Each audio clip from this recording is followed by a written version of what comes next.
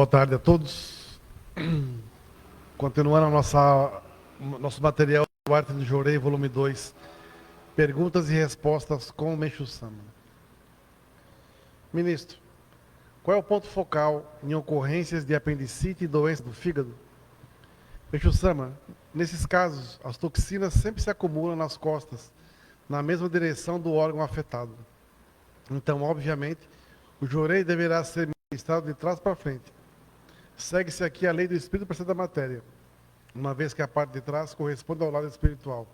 Dessa forma, as toxinas são dissolvidas e empurradas para a frente, ou seja, para a parte material, de onde virão a ser eliminadas. Mas quando a dor se concentrar na parte inferior do abdômen, o jorei deve estar ministrado bem no centro do osso ilíaco, onde existe uma leve curvatura que se assemelha a um pequeno buraco. Ministro, para quem se encontra longe, é possível ministrar-se jorei em uma foto ou em um nome escrito no papel? Meixo Sama, sim, embora o efeito desses casos não seja assim tão grande. A pessoa está ligada à foto pelo fio espiritual. Então, por meio dele, pode-se transmitir a luz a quem se encontra distante. Um outro ponto importante em relação a fotografias é que após a morte de quem foi fotografado, suas fotos ficam meio apagadas, devido ao fato do fio espiritual ter sido cortado. Porém, em fotos de santos ou de iluminados, desde que sejam reverenciados com muita devoção, nota-se a continuidade da atuação do Espírito.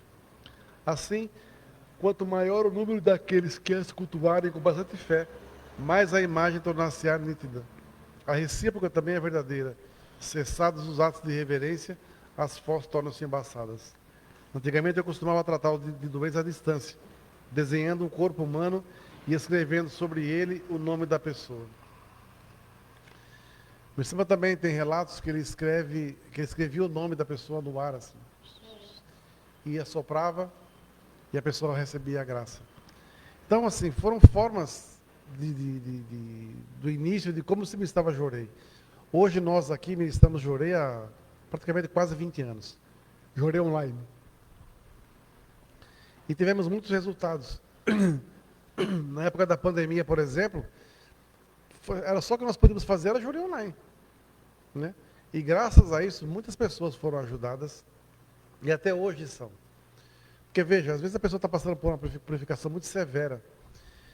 E às vezes ela não quer que vá pessoas na sua casa visitá-la, não quer receber pessoas, porque às vezes é constrangedor, de repente uma pessoa está doente, está usando fralda, está fazendo alguma coisa nesse sentido. E é constrangedor. E com o jorei online você consegue quebrar todas essas barreiras, né? E temos resultados com isso.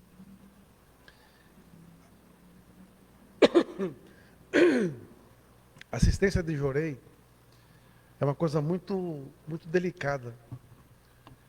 Porque, primeiro, você vai para levar luz. Você não vai levar a sua opinião.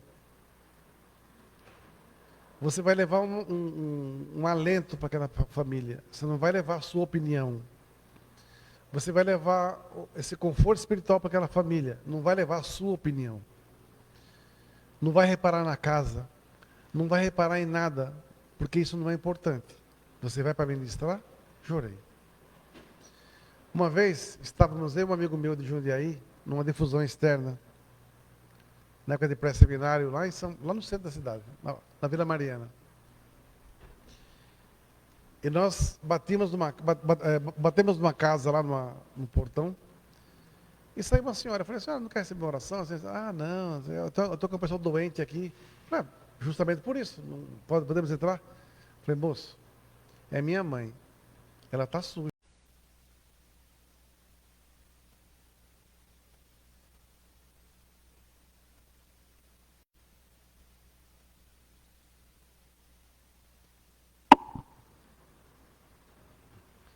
Hoje está complicado, porque a internet está caindo toda hora. Essa senhora que nós visitamos no jorei, ela estava aparentemente dormindo. E quando nós acabamos o jorei, ela tocou na minha mão e agradeceu. Sempre que nós formos, qualquer tipo de assistência de jorei que você vá fazer, é bom você manter sempre uma coerência e um respeito pela casa que você vai. Você não vai na casa de alguém para reparar no que ela tem e no que ela não tem. Você não vai dar a sua opinião, porque isso não é importante ali. Ali é um momento de acolhimento, é um momento de oração, para levar paz e tranquilidade para o espírito da pessoa que tá purificando. Eu comentei, caiu a linha, caiu antes, quando eu fui lá na África, em Moçambique, tinha pessoas que iam ministrar jorei, jovens da igreja, não da arte do jorei, iam ministrar mando de ministros, eram os olheiros deles, para saber o que a pessoa tinha em casa, se tinha condição para depois ser orientada para doar o que tinha. É uma coisa assim absurda, mas é verdade, acontece. E ainda até hoje acontece. Né? Então, você vai na casa de alguém, um membro, para poder ministrar jorei, você vai reparar o que ela tem. Poxa, tem aqui eu posso orientar para dar donativo alto. Atendi uma pessoa hoje aqui, que veio aqui agora há pouco de Portugal, falando justamente sobre isso. Nós precisamos voltar à origem. A origem é espírito, não é a matéria. A origem é salvar pessoas. A origem é oferecer o melhor para que as pessoas consigam sair do nível de sofrimento para conseguir atingir o nível de paraíso.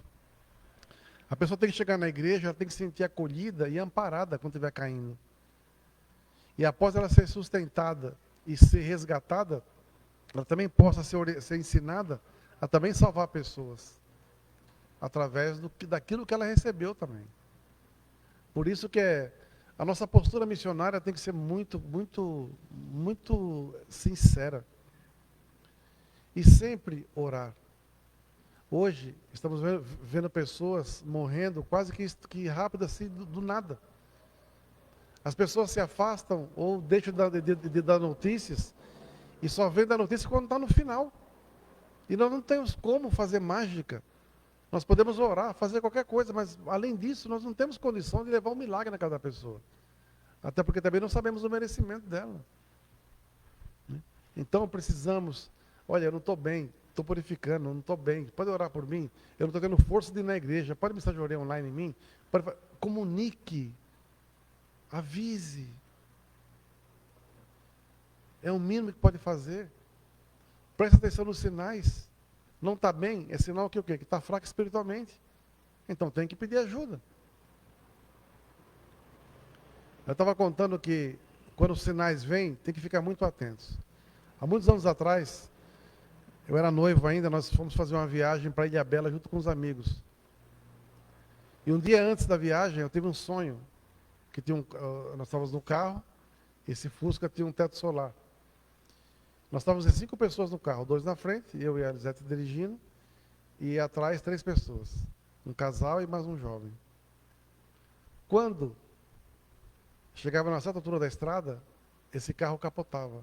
Caiu numa ribanceira enorme. Eu conseguia sair pelo teto solar e levava os corpos para cima, para a estrada. Todos morreram. No dia da viagem, eu tinha a chave da igreja, nós marcamos perto da igreja. Eu falei assim, vamos fazer oração. Essa hora? 4 da manhã na igreja? Sim, vamos fazer oração. Você é louco, por quê? Vamos fazer oração antes de viajar. E fizemos oração. Fomos embora. E eu pensando, e eu pensativo. Né? Quando chegou na Tamoios, que até então na época não era duplicada, dos 2 carros emparelharam, de repente, o outro avançou um pouco mais. Nisso vinha vindo um carro, um caminhão, na nossa direção. E quando ela viu o carro, ela virou o carro assim e gritou, e virou o carro. Quando o carro ia cair numa ribanceira, ela gritou, Meixo Sama. O carro foi, bum, e voltou. A roupa que ela estava era a mesma que eu resgatei ela no sonho, e as pessoas que estavam atrás do carro eram as mesmas do sonho. Depois de uma crise, né, de desespero, recuperou, fomos dirigindo de novo, chegou numa parada, estava o pessoal esperando, falei assim, porra, aconteceu um acidente lá atrás, mas depois éramos nós, você é louco, o que aconteceu? Aí eu contei do sonho. Pelo amor de Deus, cara, tem mais alguma coisa para acontecer? Não, agora está tudo em paz. Aí depois disso, nunca mais ninguém viajou sem fazer oração antes. E até hoje, eu não saio de casa, eu não viajo, se estou aqui perto, ele passa aqui, faz oração e viaja antes, sem oração eu não saio de casa. Eu nunca deixo de fazer minhas coisas de culto para poder me divertir, porque eu nunca me divirto. Se fizer, nunca vai dar certo. Eu tenho que ter bom senso. Acabou o culto, eu vou para onde tem que ir. É uma festa? Vou. Eu vou, sem problema nenhum. Não é porque eu perdi 2 horas de uma festa que eu vou morrer. É simplesmente, às vezes tem algumas coisas que são importantes, sabe? Não estou dizendo para não deixar de ir em festa, não é isso que eu estou falando. Tem algumas coisas que são importantes, tem que ir. Você sei lá, um batizado, um casamento, você tem que ir. Você não tem como sair disso. Você é o padrinho, alguma coisa assim. Estou dizendo de coisas mais comuns, corriqueiras, sabe? Deixar o servir em segundo plano. E nem se preocupa se vai ter alguém para cobrir você. Eu vejo que tem pessoas, às vezes, que nos mandam mensagem, falam assim, nossa, se não fosse aquela palavra da pessoa que leu o ensinamento, explicou e falou 4 minutinhos, de repente mudou a vida de alguém lá distante. Quando nós escolhemos alguém para ler o ensinamento, é aleatório, na hora que eu pego alguém para colocar aqui. E às vezes alguém vai precisar ouvir aquela palavra. Eu não sei o que a pessoa vai falar. Por isso que nós temos que, o cuidado que na dedicação, é quando você entra por essa porta aqui e você se coloca na posição de servidor, a partir daquele momento, seu deixou e muda.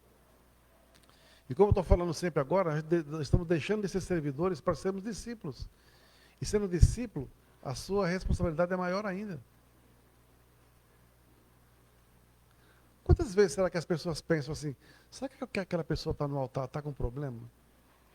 Será que está com alguma dor? Será que ele está com alguma situação que está deixando ele fora da... mas está ali dedicando e ninguém sabe? Ninguém sabe, né? Por quê? Porque nós estamos aqui para servir e não ser servidos. Né? Estudar o ensinamento do Meixo Sama faz com que você ganhe uma força fora do comum. Mas qual é a importância da leitura? É você ler e praticar. Principalmente coisas que você não está habituado a fazer. Coisas que você tem dificuldade de assimilar. Coisas que você tem dificuldade de servir. Faça. Se esforce. Às vezes, a gente cai, levanta. A partir de um certo momento, quando você cair, você já não precisa nem de alguém para estender a mão, você já dá um pulo, opa, bora, seguir em frente. Por quê? Porque você ganhou força para isso. A purificação não é castigo de Deus. Ela é uma oportunidade para você ficar puro, para você ficar pronto para receber a graça que você deseja. Falei na palestra, falei isso ontem. Deus não desperdiça a purificação. Entenda, você foi escolhido para cumprir uma missão. Se não consegue por esse caminho, você vai pelo outro, mas você vai ter que chegar lá. Porque você foi escolhido. Então leia, estude, se qualifique. A sua fé tem que ser uma fé de excelência, não uma fé de comodismo, uma fé interesseira. Tem um ensinamento que fala sobre tipos de fé. Fé ostensiva, fé farisaica, fé egoísta, fé mediúnica, fé interesseira. Tem vários tipos. Mas a nossa fé tem que ser uma fé ligada com Deus Supremo. Aí sim, as coisas começam a acontecer. E nunca esquecendo, você passa por um processo de purificação, depois disso vem a graça. Entenda o processo de purificação como preparação para uma grande graça, não como castigo de Deus. Certo? Obrigado a todos. Amanhã tem mais 2 aulas.